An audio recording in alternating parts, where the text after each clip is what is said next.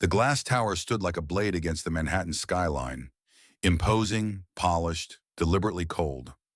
39 stories above the noise of the city, the world changed. Noise became silence. Urgency became order. And power lived not in raised voices, but in unbroken stillness. This was Cassian Veller's domain.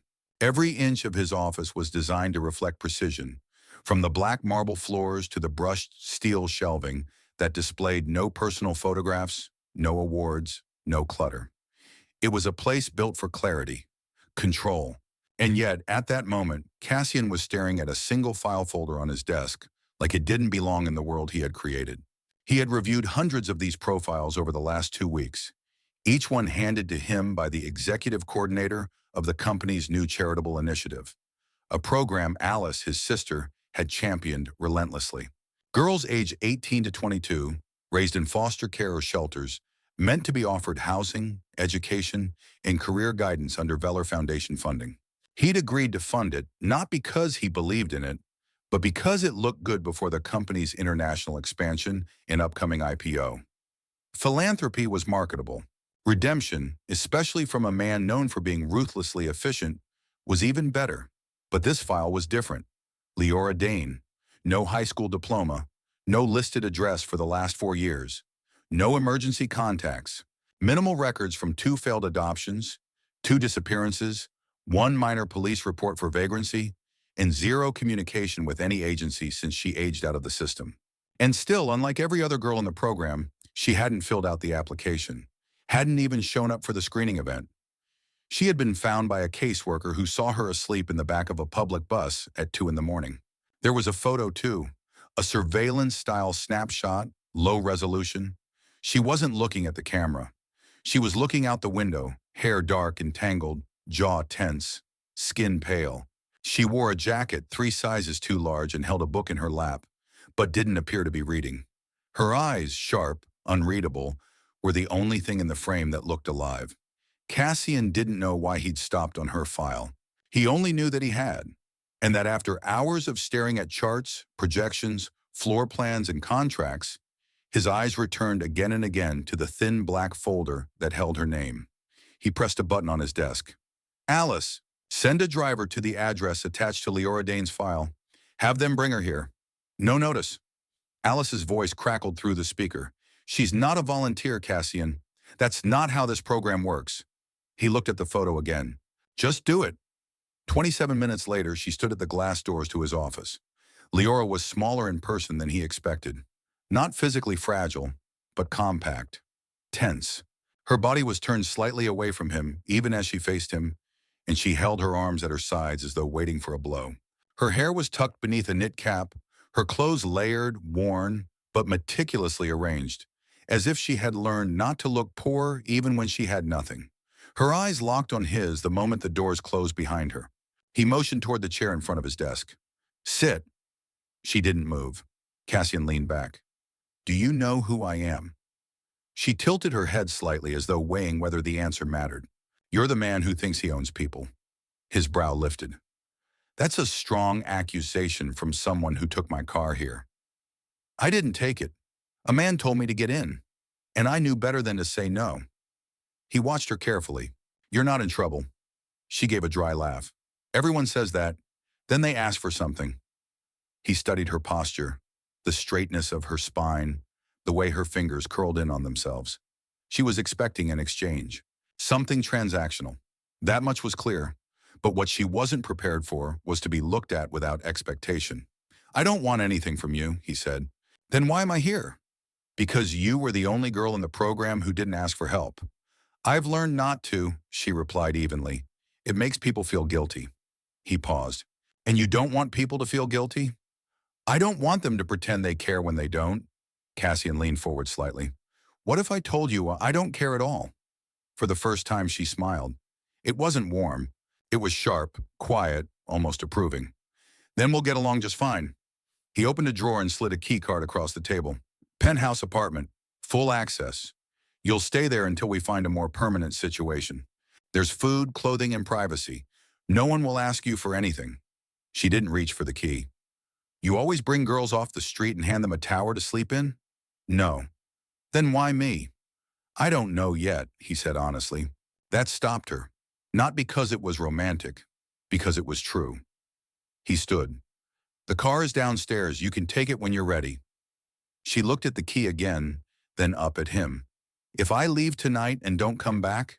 He shrugged. Then you go. No strings. And if I stay? His voice lowered just slightly.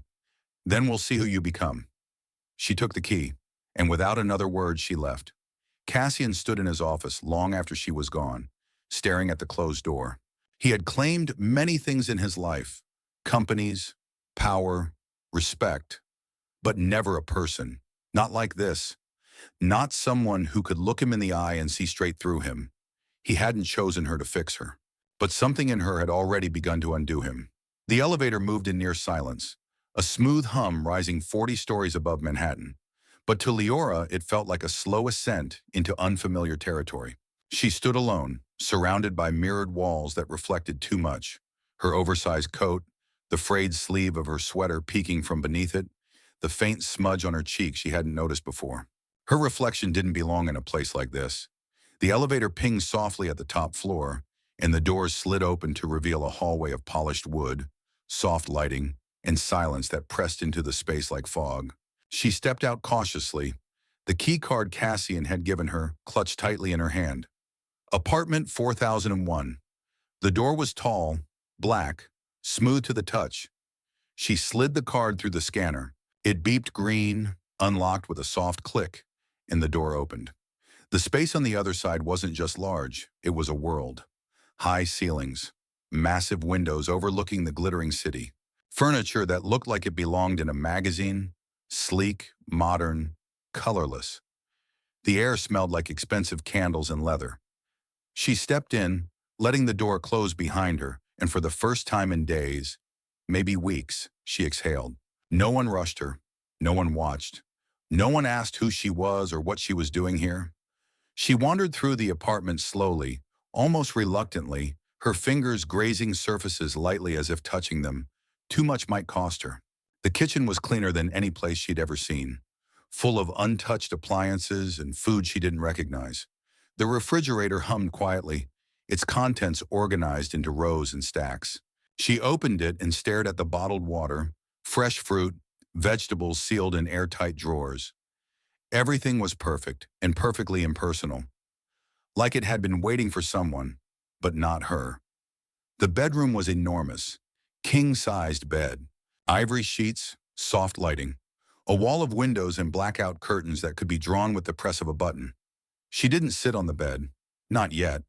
It looked too pristine, too much like a stage set. She walked into the adjoining bathroom and turned on the light. Marble, chrome, a tub so deep she could swim in it. On the counter, folded towels, a toothbrush still in its wrapper. And beside it, a note written in precise, impersonal script. You may use everything. No one will disturb you. If you need anything, call the number listed on the back. CV. She stared at the initials for a long time.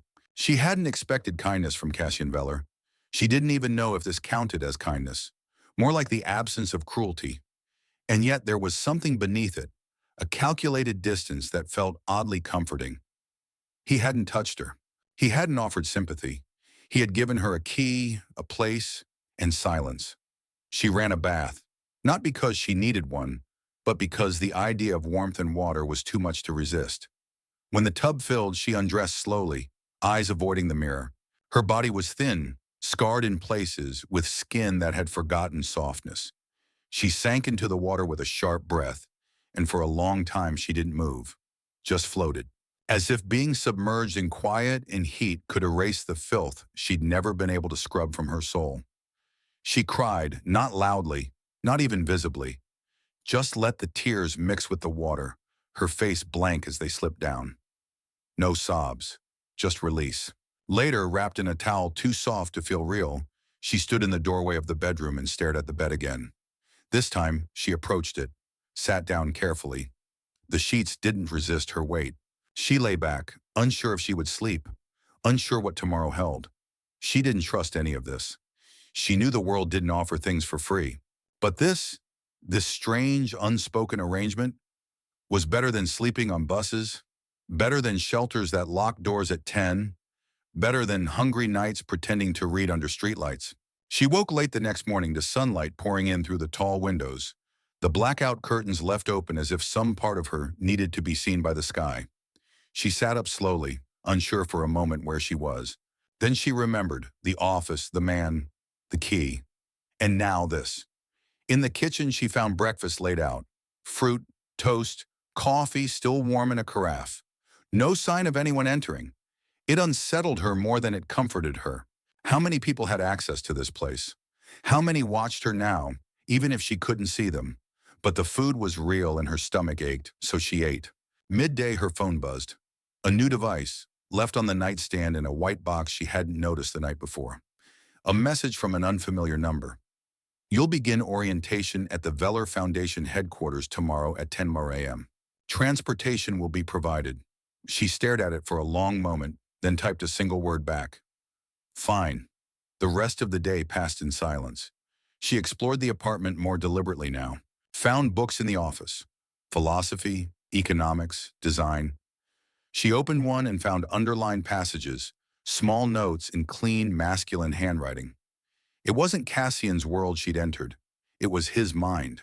This space wasn't just designed for comfort. It was a fortress, built not to impress but to protect. From what, she couldn't say. From others. From the past. Maybe even from himself. That night she lay in the dark, staring at the ceiling. No nightmares came. No alarms jolted her from sleep. Just quiet. And in the morning when the car arrived, she dressed in clean clothes, simple but tailored, left for her with no note, and rode in silence through the city she used to know from its gutters. The skyscrapers looked different from this angle. She had always seen them from below. Today she entered one like she belonged. She didn't know what Cassian Veller wanted, but she was beginning to wonder what she might want too. The car pulled up to a building so tall that its top disappeared into the low-lying clouds above. It was sleek, black, and silent. The kind of structure that didn't ask for attention because it already had it. Leora stepped out of the vehicle slowly, her new boots making soft contact with the polished pavement. Her clothes were simple, a tailored navy blue blouse and black pants, but they fit her so perfectly it startled her. They didn't belong to her, not in the sense of being worn in or chosen. They belonged to this new version of her, the one who entered buildings like this without flinching, even if she still had to steel herself before every step. Inside the lobby, everything was marble and glass. The air conditioning was subtle but chilling, and the walls glowed with recessed lighting. People moved in efficient lines, heads down, eyes focused. No one stopped to stare at her, but she felt the eyes anyway. She moved through the space like a ghost with solid skin, directed by a woman in a headset to the executive floor. The elevator ride was silent, no music, just the distant hum of ascent. When the doors opened, she stepped into a different world. The executive floor was quiet, designed like a gallery more than an office. Everything was muted, white and gray tones, art that didn't distract but dominated. No one sat behind desks out in the open.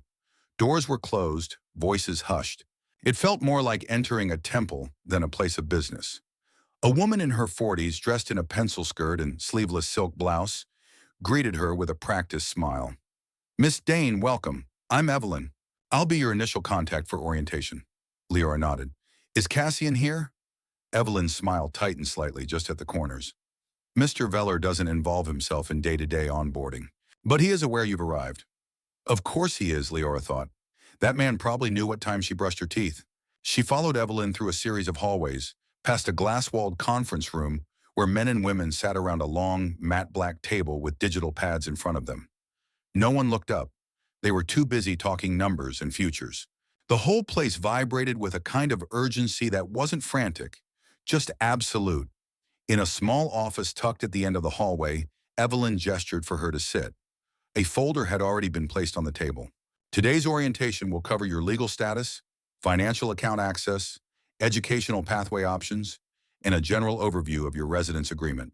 Afterward, you'll be escorted to the Foundation's Learning Center." Leora sat with her back straight, eyes level. "I didn't agree to any of this." Evelyn paused only a second. "You accepted the key card. That's considered active consent to participate in the first stage of the Veller Foundation's elevation program. And what happens if I stop participating? You leave. We don't hold people against their will, Miss Dane. But if you choose to walk away, everything the foundation provided is revoked. Leora stared at her.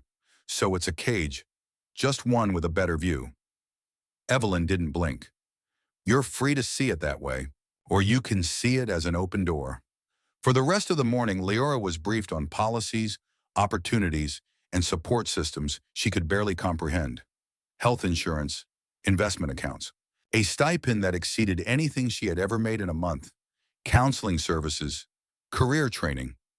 It was overwhelming not because it was difficult, but because it was structured, planned, designed to replace chaos with options.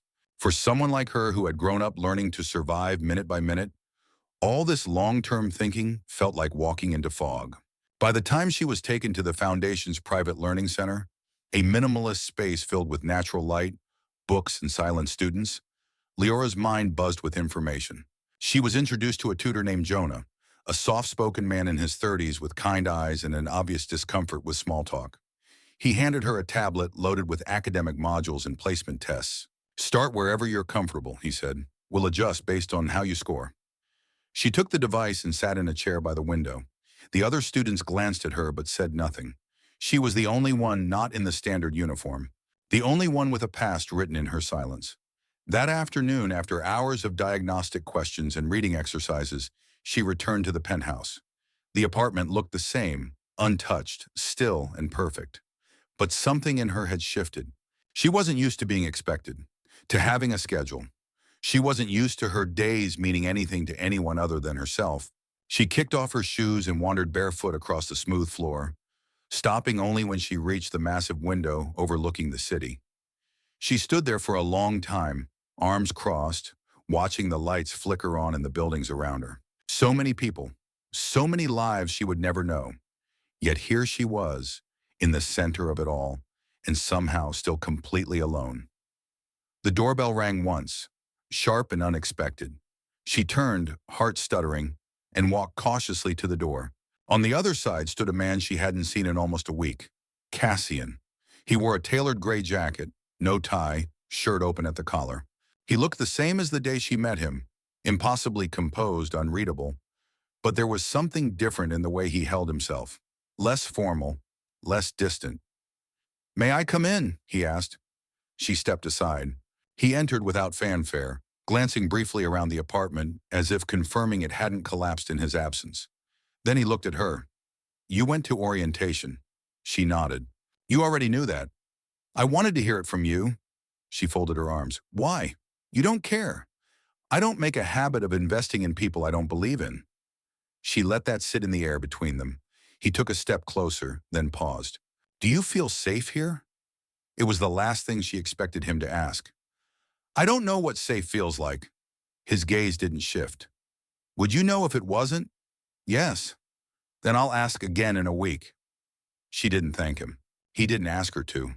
But something passed between them. An invisible thread, not trust yet, but the beginning of something that might become it. He left soon after, no lingering, no commentary, just silence and the faint echo of footsteps down the hallway. That night, Leora sat in bed, the tablet on her lap, half-read text glowing in the dim room. But her thoughts weren't on the screen. They were on the man who had given her nothing but space, and yet somehow was becoming the first person she couldn't ignore. She didn't know what he wanted from her, but she was beginning to understand what she might want from herself. And for the first time in her life, the idea of becoming something more didn't terrify her. It challenged her. Leora woke the next morning before the sun had risen, her body still adjusting to the silence that came with comfort. For years, she'd trained herself to sleep through noise. Sirens, arguments outside her window, buses rumbling by at 3 a.m. But silence had its own weight. It made her hear every breath, every tick of the thermostat, every unfamiliar sound in a space that felt too big for one person. She sat up slowly, the soft sheets pooling around her waist, and stared out the window. The city was still asleep. It was the only time New York ever looked like it belonged to her. She moved through her morning without rush, the kind of routine that was slowly becoming hers, She brushed her teeth with a toothbrush someone else had paid for, washed her face with water that ran hot instantly, and dressed in another outfit she hadn't chosen, but that fit her better than anything she'd ever owned. In the mirror, she still looked like the girl who used to count quarters to eat, but her eyes were clearer now, more focused. There was no certainty in her gaze, just the awareness that she was being watched, measured. Cassian Veller had not appeared again since that evening visit, but his presence lingered in everything. She didn't know if it was intentional, but every detail in the penthouse reminded her she was here because he allowed it. When she arrived at the foundation that morning, she moved through the lobby with a little more confidence. The receptionist gave her a tight smile. A few other girls in the learning center nodded politely. Jonah handed her a new stack of modules and complimented her improvement. She didn't smile, but she felt something in her chest shift. The material wasn't difficult, it never had been, but being expected to learn was new. Being told she was capable of more wasn't something she trusted yet. By the afternoon, she found herself wandering into the quiet corner of the center's library. There was a section with advanced texts, architecture, philosophy, ethics. She picked up a book on urban systems, not because she understood it, but because the design of the city fascinated her now. How some buildings soared while others crumbled. How people like her were buried under the weight of places designed to forget them. She wondered what Cassian saw when he looked out his office window. Did he see opportunity? Power? Or did he see people like her? Background noise in a city built for giants. That evening, back at the penthouse, she stood in the kitchen staring at a plate of food delivered by someone she had never met. Everything here functioned like a machine. People, schedules, food, money, clean, cold, efficient. And yet, despite that, she didn't feel trapped. She felt sharpened. It wasn't comfort, not really, it was pressure. The kind that carved diamonds out of coal. As she sat at the long dining table, pushing her fork through grilled vegetables and perfectly seasoned chicken, she heard the lock click. The sound startled her, not because she was afraid, but because no one had entered unannounced before. She turned toward the door just as Cassian stepped inside, dressed in the same sharp simplicity as always. No tie, sleeves rolled. His presence was controlled, quiet, but there was an edge tonight. Something tense under the surface. She didn't speak. She waited. He looked around the apartment for a moment, then set down a folder on the counter. I came to drop something off. She raised an eyebrow. You don't have people for that?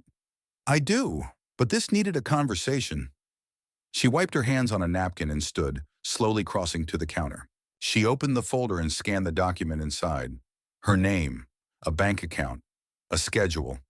But what caught her attention was the apartment title. This is a lease, she said. He nodded. In your name. You stay here as long as you choose. No foundation oversight.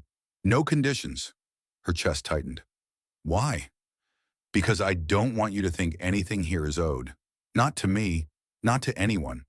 She stared at him, trying to read past the calm in his voice. What changed? He met her eyes without flinching. You. You're not who you were when you walked into my office. You're building something, on your terms. I'm not interested in keeping someone here out of obligation. She studied him for a long moment, then closed the folder. You could have sent this with Evelyn. I know. Then why come? There was a pause. Then he said, because I haven't stopped thinking about the girl who wouldn't ask for help. And what do you think about her now? That she's becoming someone dangerous. And I don't know if that terrifies me or makes me want to protect it. The silence that followed wasn't cold. It hummed between them like static before a storm. Lyra moved closer, not because she wanted to be near him, but because she needed to test what proximity meant. When she was inches from him, she looked up, searching for anything in his face that looked like control. There was none. You still think I'm yours to fix? He shook his head. I think you were never broken, just buried. Her breath caught, not because the words were kind, but because they were the closest thing to truth she'd ever heard spoken about herself. She stepped back first. He didn't follow. She picked up the folder again, then looked at him with a level stare. I'll sign this, but not because you gave it to me, because I want this space to be mine. He nodded once. That's the point. She walked past him without another word, back to her chair, her meal now cold but untouched. He lingered for a moment longer, then left as quietly as he'd arrived, Later that night, after she signed the lease and left it on the counter, she stood in front of the floor-to-ceiling window again. The city sparkled beneath her, indifferent and magnificent. She didn't belong to it. Not yet. But for the first time, she didn't feel like a trespasser. She felt like someone preparing to claim it, and somewhere deep inside her, in a place she rarely visited, a quiet thought formed. She didn't just want to survive anymore. She wanted to matter. The days that followed settled into something that almost resembled normalcy, though Leora never let herself fully relax into the comfort that surrounded her. The penthouse no longer felt like a display case, but she didn't pretend it was hers in the way Cassian wanted it to be. She moved through the space deliberately, with the quiet presence of someone who understood how easily beautiful things could be taken away. She made her bed each morning with precision, folded her clothes with care, and never left dishes in the sink. These were small habits born of survival, but they were also rituals of control. If everything had its place, maybe she could finally begin to trust the idea of peace. She continued attending daily sessions at the foundation. The academic modules increased in complexity, and the tutors began treating her not as a charity case, but as a peer. Jonah, ever observant, began introducing her to higher-level reading and case studies from urban sociology and public infrastructure. One day, he handed her a book on city design and said, "You think in systems, not just survival." That's rare. She didn't respond, but she read the book in 2 days, annotated it with sticky notes, and asked for another. With each new concept, each challenge met, a part of her unfolded she hadn't known existed. Her mind had always been sharp, but now it had direction. Intellect had been a defense once, something to hide behind. Now it was becoming a weapon, and she was learning to wield it with precision. But progress never came without shadows. One night, while returning from the foundation, the driver took a detour due to traffic. They passed a part of the city she hadn't seen in months. The edge of the neighborhood where she used to sleep in a disused laundromat, where old neon signs buzzed dimly over cracked sidewalks. Her chest tightened as she stared out the tinted window. It looked the same, and she hated that. She hated that her life had changed so radically while the place that had nearly destroyed her hadn't moved at all. And then, as if summoned by her thoughts, she saw him. Damon. He stood on the corner near a busted street lamp, arms crossed, a cigarette dangling from his fingers. He hadn't seen her, but she recognized the way he stood, head tilted, always watching. He had once called her his girl, not out of love, but out of control. He wasn't older by much, but in the world they'd both come from, power wasn't about age. It was about who needed whom more. And for too long, Lyra had needed someone, anyone. He had fed her for a while, sheltered her when no one else would, and in return he'd claimed pieces of her soul until she'd almost stopped noticing they were gone. She turned her face away from the window, heart pounding. She didn't know if he'd seen her, but she knew without question that if he had, he would come looking. The next morning she found a note slipped under her apartment door. "We need to talk. You still owe me. D." It wasn't signed with a name, but it didn't have to be. She stood frozen, the paper trembling in her hand. Her mind went still. The walls around her, the windows, the polished floors. None of it felt safe now. It had all turned into glass. Fragile. Transparent. She didn't know how he'd found her, but she knew he wouldn't stop. Not until he took back what he believed belonged to him. By noon, she sat in Cassian's office for the second time since she'd arrived in his world. She hadn't been invited.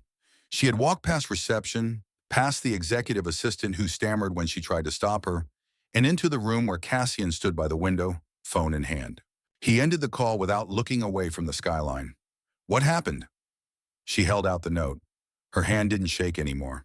He read it once, then again, his jaw tightening. "Who is he?" he asked. "Someone from before." "Was he violent?" She hesitated. "He didn't have to be. He knew I had nowhere else to go." "And now?" She met his eyes. "Now I do."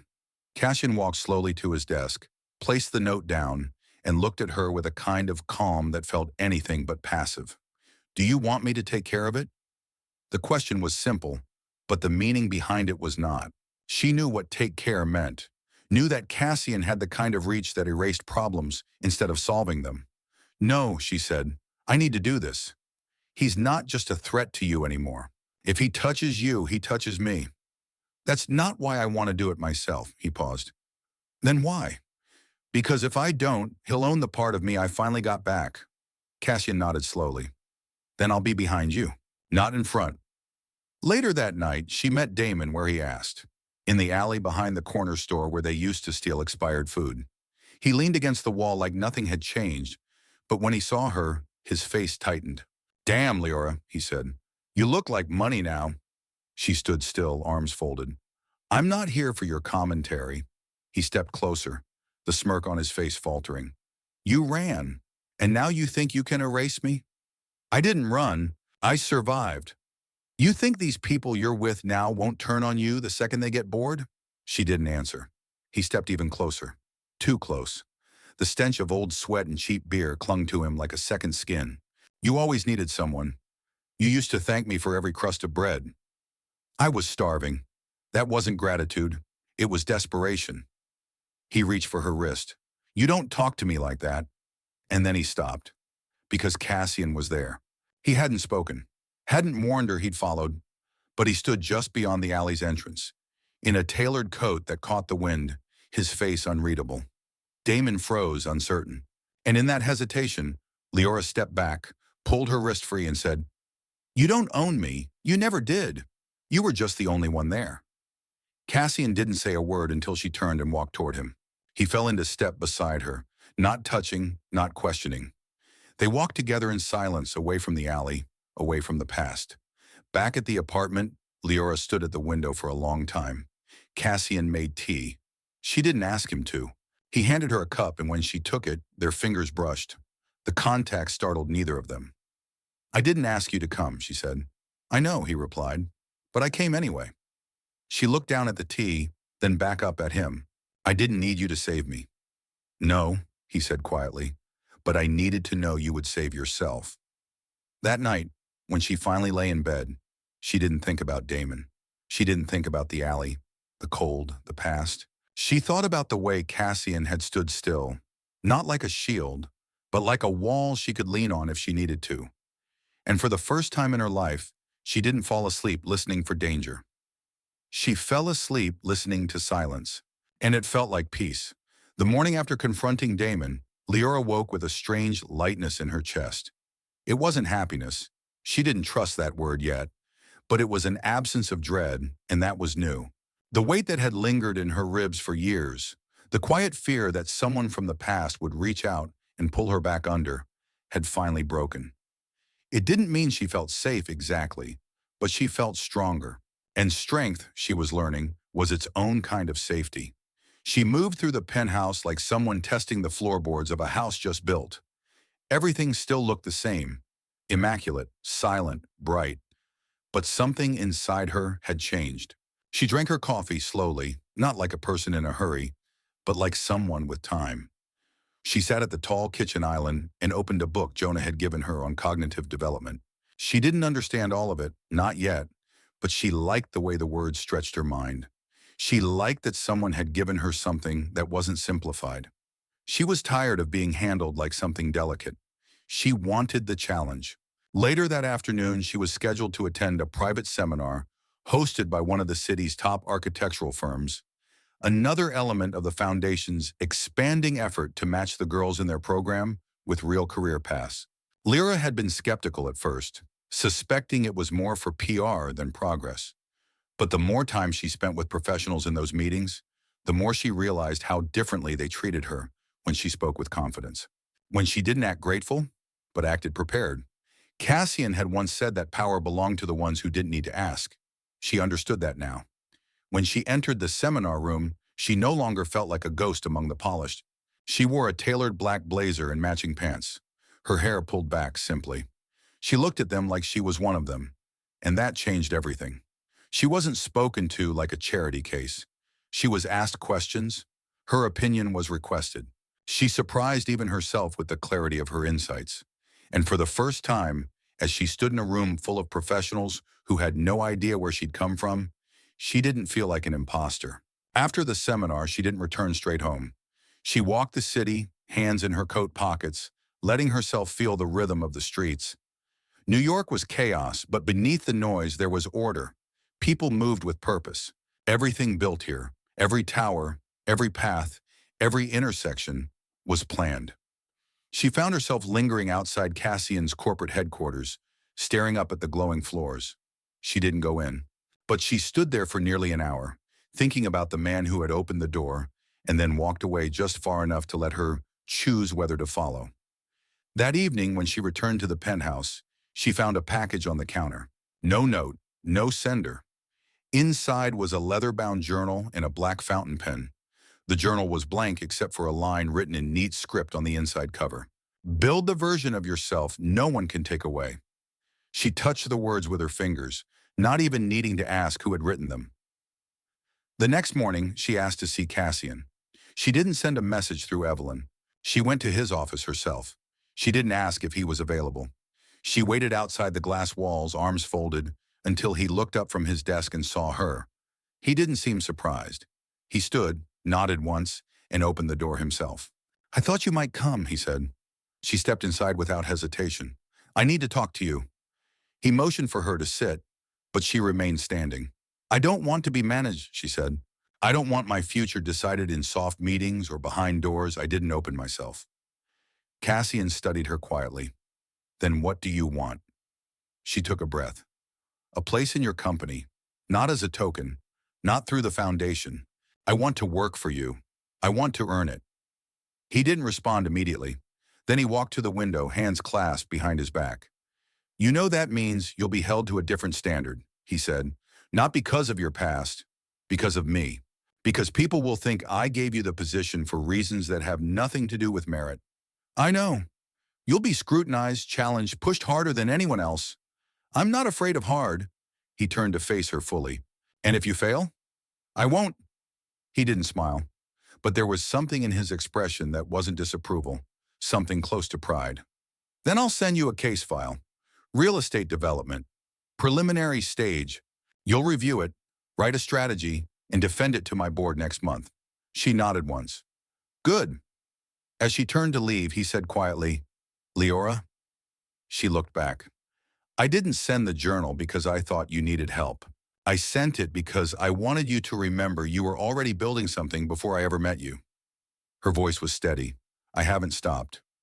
That night, Leora didn't write in the journal. She stared at it for a long time, the pen in her hand, the pages still blank. But not because she had nothing to say, because she finally understood that writing her story meant choosing every word, every sentence, deliberately. This wasn't a story anyone else would write for her. Not Cassian, not Damon, not the foundation. Only her. And for the first time, the future didn't feel like a door someone else had to open. It felt like a blueprint she was finally ready to draw. The days leading up to the board presentation passed in a blur of late nights, thick reports, and a quiet fire that seemed to burn hotter inside Leora with every challenge she met. She spent most of her time in the corner of the Foundation's learning center that had become her unofficial office. Head down, glasses low on her nose, surrounded by printed spreadsheets, development blueprints, and economic modeling guides, she devoured like air. Jonah, the usually reserved tutor, had begun to leave her snacks by the edge of her desk without saying a word. A silent acknowledgement that what she was doing wasn't just ambitious, it was personal. No one told her what to do anymore. She didn't wait for instruction.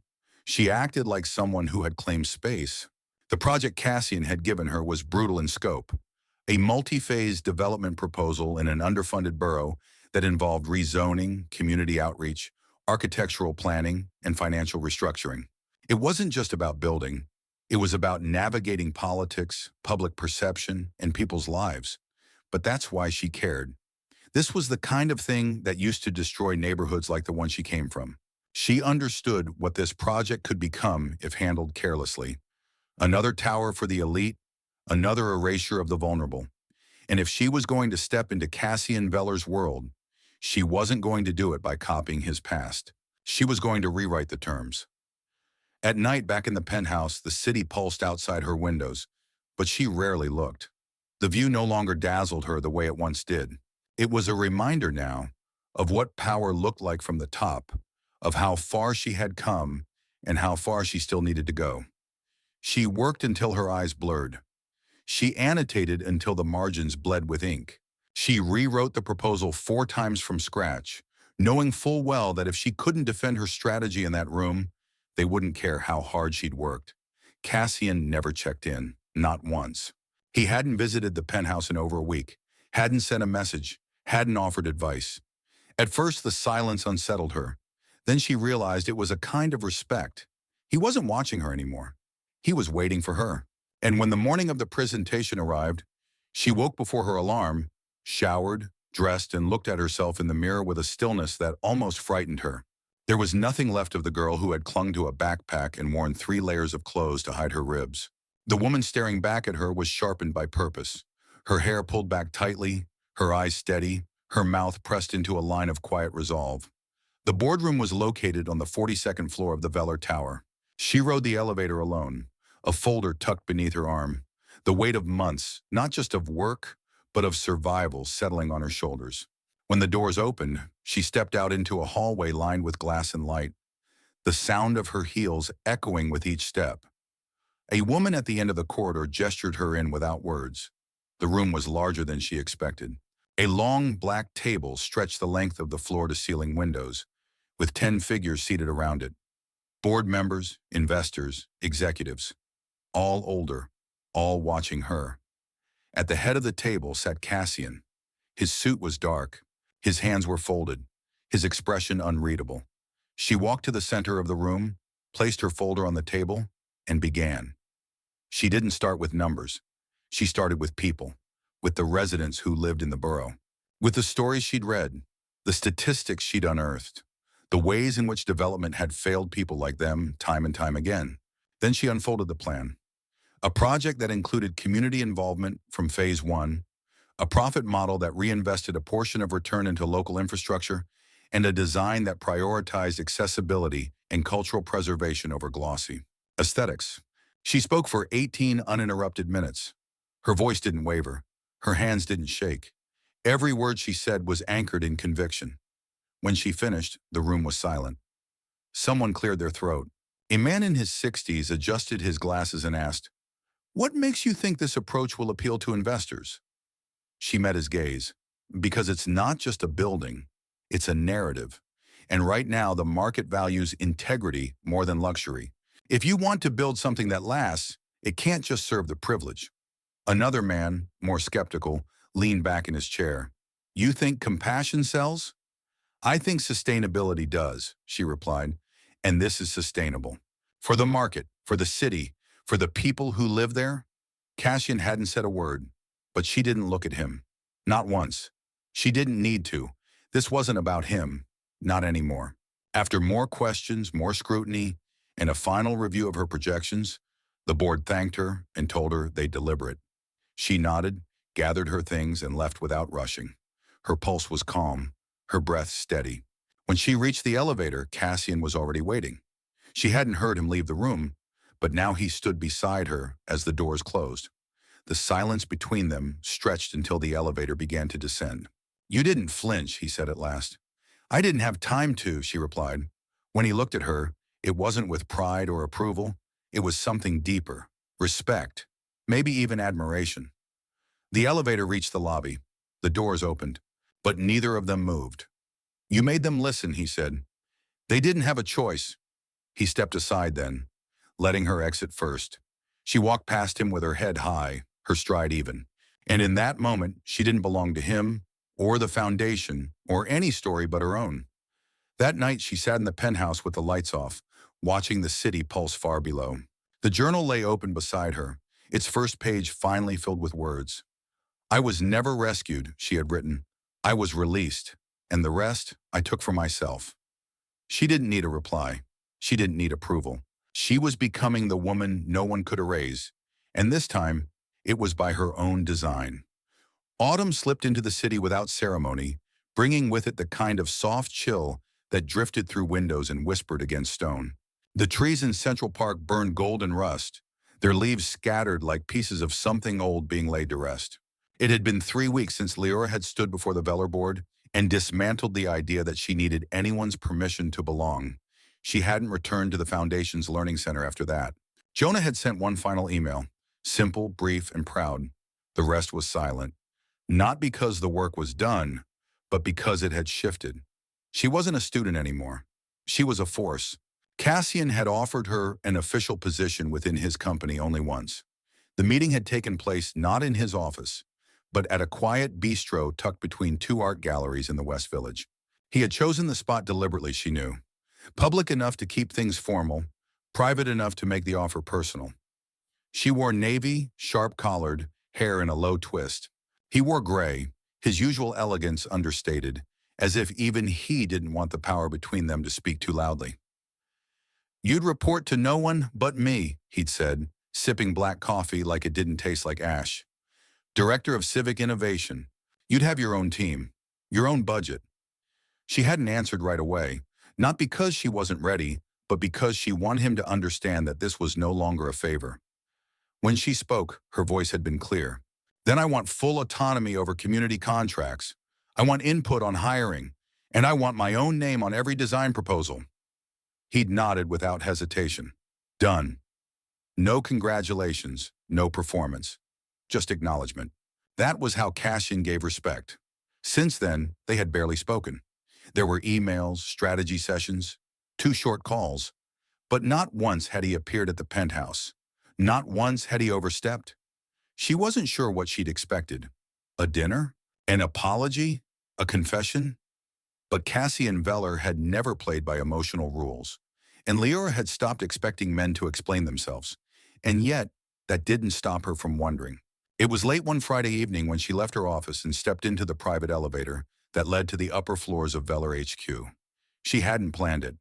Her mind had been spinning from a budget call with Brazil, and her feet just moved. No assistant asked her where she was going. No one questioned her presence. She had become a fixture in the company, respected, feared, untouchable in a way that had nothing to do with Cassian's protection and everything to do with her own momentum.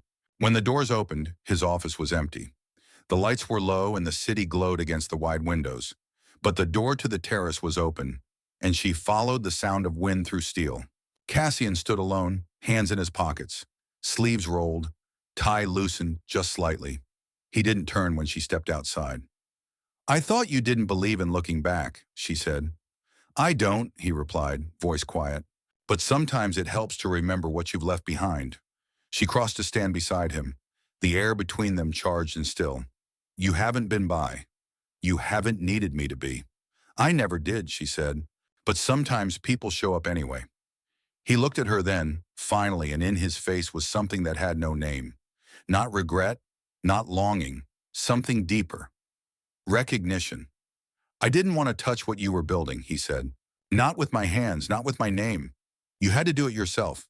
"I know." They stood there, shoulder to shoulder, watching the city move beneath them. For a while, the silence didn't ache. It breathed. Then she turned to him. "Why did you choose me?" she asked. "Really?" His jaw tightened just slightly.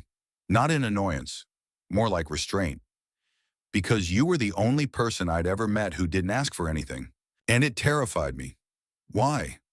"Because I've built everything I have on control, on offering what others needed so I could keep the balance of power. But you walked into my world and didn't take anything I gave you until it was yours." She stepped closer now, not to provoke, not to challenge, but because she wanted to see his eyes without the distance. "And what now?" His voice dropped. "Now I don't want to offer anything. I want to be chosen." The words didn't come out smooth. They came out like a man learning to speak something honest for the first time. He didn't reach for her. He didn't touch her. But everything about his stance, his breath, his tension, the stillness of his hands, was a question. She didn't answer it with words. She stepped closer, closed the space, and then gently placed her hand against his chest. "You were never my rescue," she said. "You were the mirror I didn't know I needed." His hand came up slowly and covered hers. "I still don't know how to love like normal people," he confessed. She smiled. "That's fine. I'm not a normal woman." He pulled her in then, finally, not like a man seizing something, but like someone accepting what had already been his long before he dared to claim it. His kiss wasn't practiced. It wasn't perfect. But it was real, messy, searching, The kind of kiss that made promises without needing to speak them. When they broke apart, she rested her forehead against his and whispered, "I didn't build myself for you, but I'm not afraid to share what I made." He nodded, "And I'm not afraid to make room." Later that night, they didn't go back to the penthouse. They stayed in the office, curtains drawn, the city still watching through the glass. But inside, it was just two people who had walked through fire and learned how to hold something without crushing it. It wasn't a fairy tale. It wasn't perfect. It was theirs. And it was finally enough.